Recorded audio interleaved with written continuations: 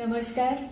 Doctor Devidas Pote हे नाव माहिती झालं ते अहिल्यादेवी होळकरांचं तप, त्याग, तेज हे सर्वांपर्यंत पोचवण्यासाठी.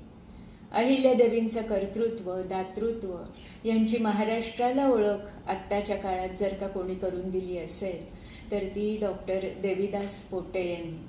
आणि हे वाचलेलं नाव जेव्हा प्रत्यक्ष मला भेटलं तेव्हा तर माझा आनंद अगदी गगनात मावेना.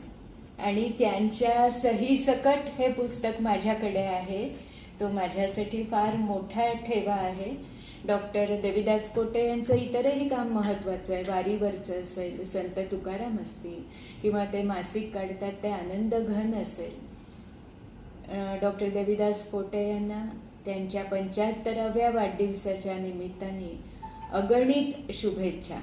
त्यांना दीर्घ आयुष्य, आरोग्य आणि मुख्य म्हणजे असंच कर्तृत्व करण्यासाठी लागणारी ऊर्जा परमेश्वर प्रदान करो, हीच माझी परमेश्वराचरणी प्रार्थना. धन्यवाद.